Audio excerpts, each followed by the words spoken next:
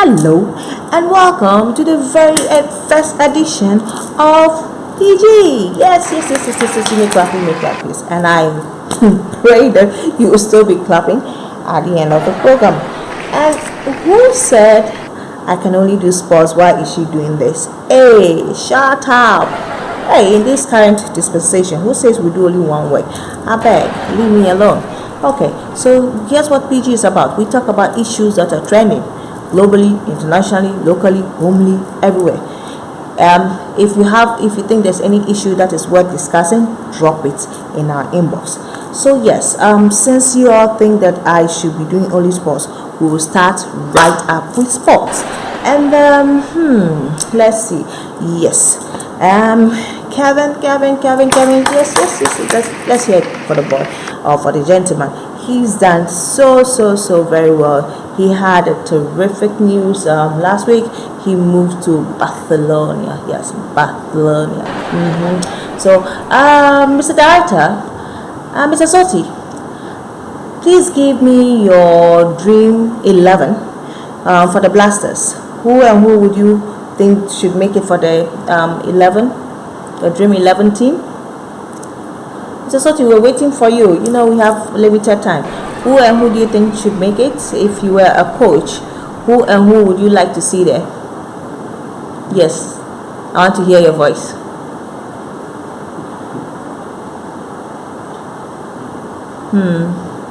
You see, coaching is not easy.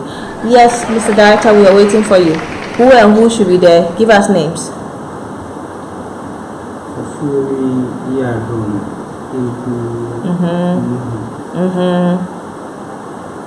And then who else?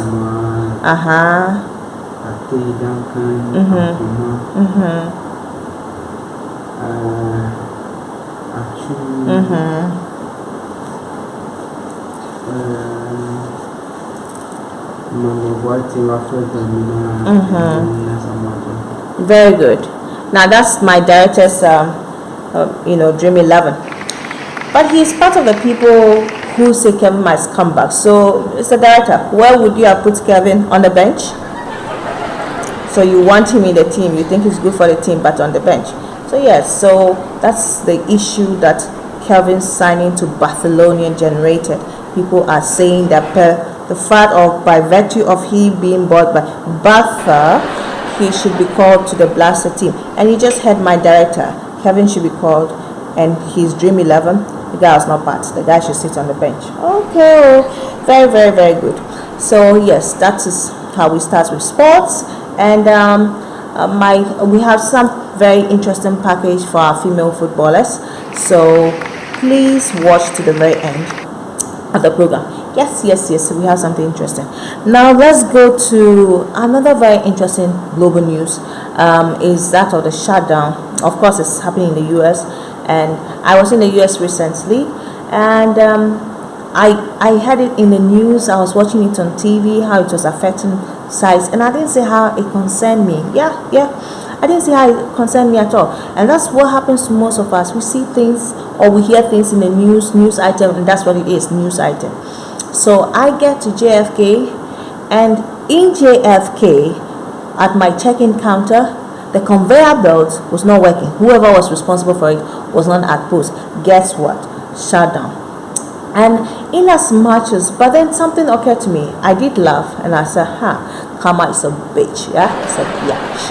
Now, yeah, it is. But then something occurred to me. Yes, this shut down. I mean, things are going down. Things are going slow. It's gradually, pushing the country to a total halt. But it also depicts something else. I'm not saying I'm in support or not in support with Uncle D's decision, but it shows the president's determination, right, or passion for his standpoint.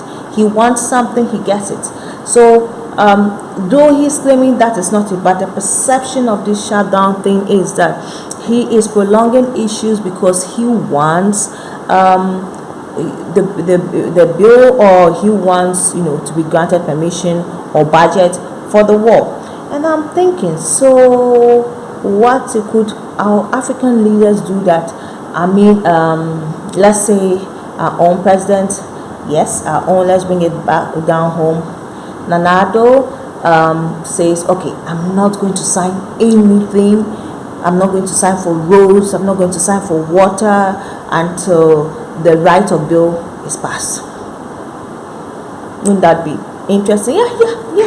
I mean, that's one side to it. Now, if he did that, would he survive? Won't we have, like, let's say, party sponsors and who? Yeah, somebody say, Uncle Kennedy. Yes, Kennedy Adadevoh. So let's say if he did that, let's party, sponsors like you said it, not me. Somebody could just go like, hey, give a call to our president, assuming, hey Jack, now what's he saying? Shut again, you're not saying, hey, do you know where we got money for your campaign? Please, M-Pesa. Let's go to Nigeria. If the Nigerian president was to say, okay, until NEPA is fixed, no signing. Okay, well, let's not even go to Nigeria, because Nigeria, Buhari did try it.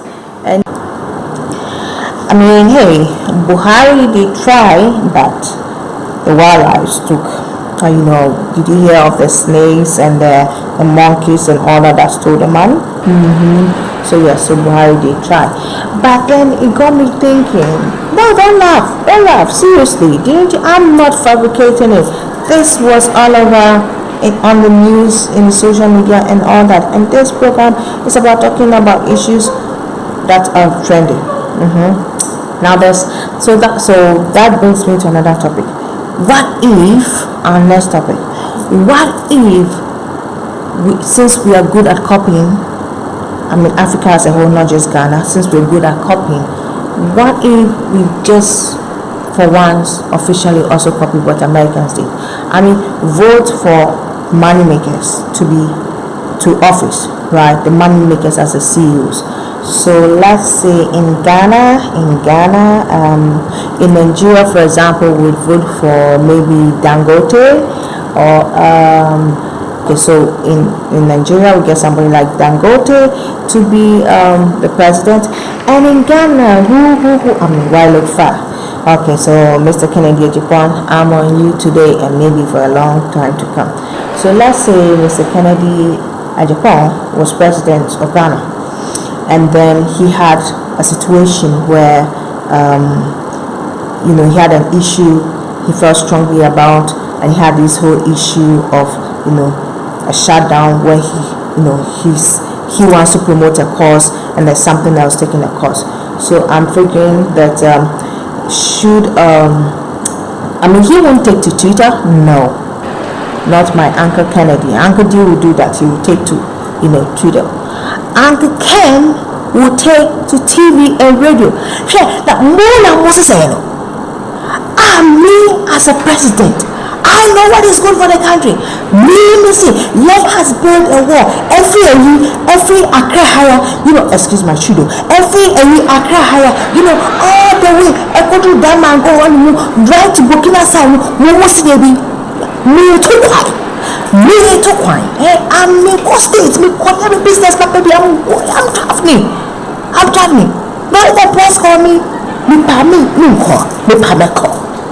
That's the kind of presidency would happen. It will make Ghana also very exciting. So think about it.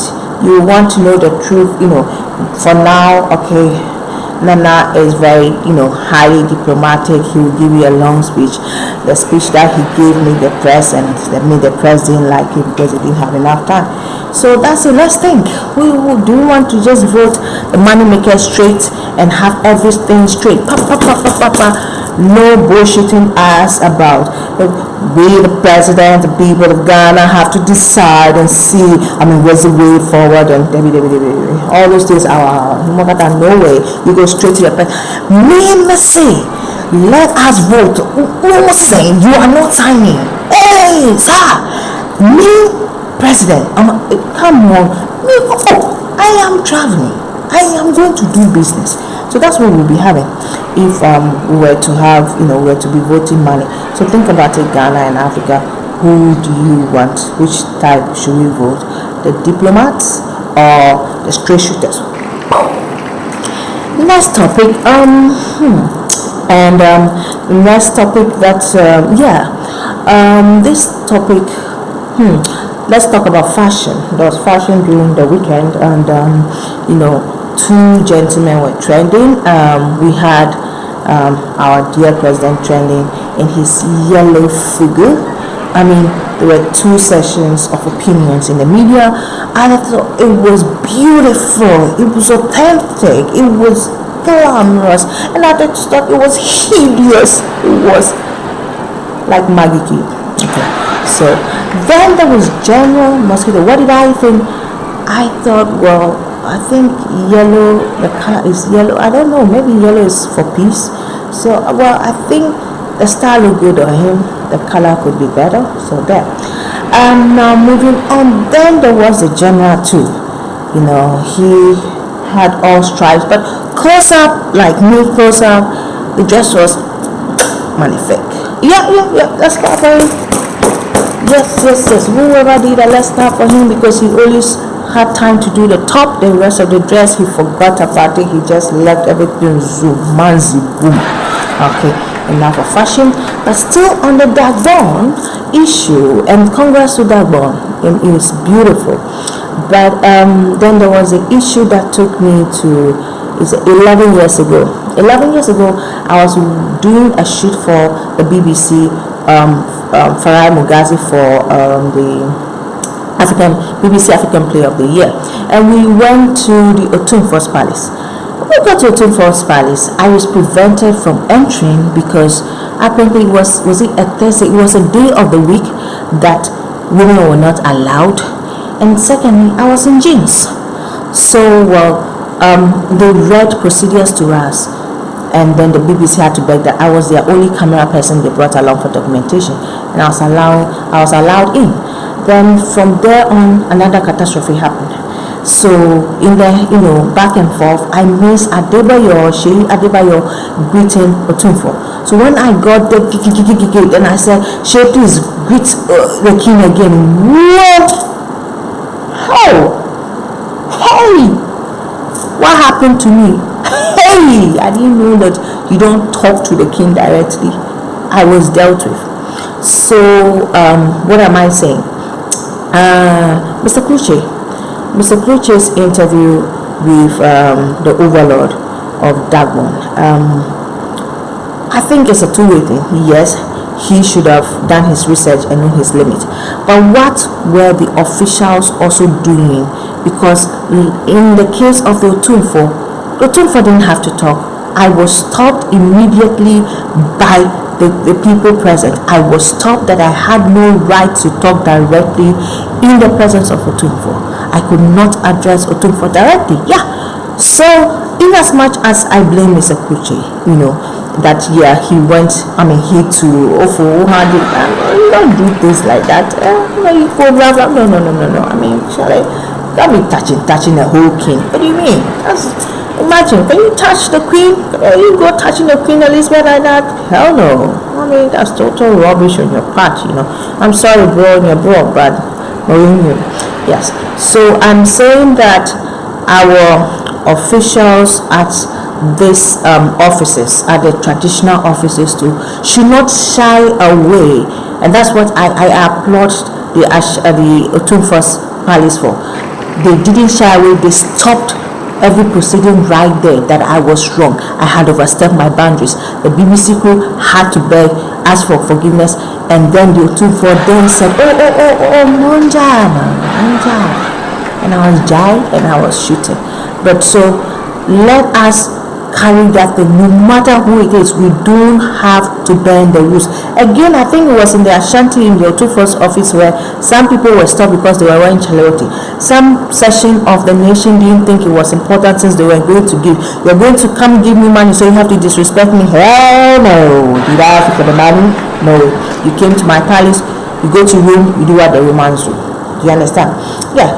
So those are the issues. And since we started on sports, so we're going to end on sports, but we're ending on female sports.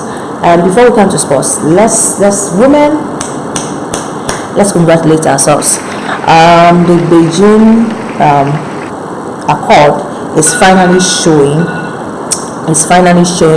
its beauty. With the power of women is really manifesting now. You dare not just talk about women. However, we women dare talk anyhow. Yes, we get away with it. I didn't say you should go and talk anyhow. If you talk in your court, you're on your own, I beg.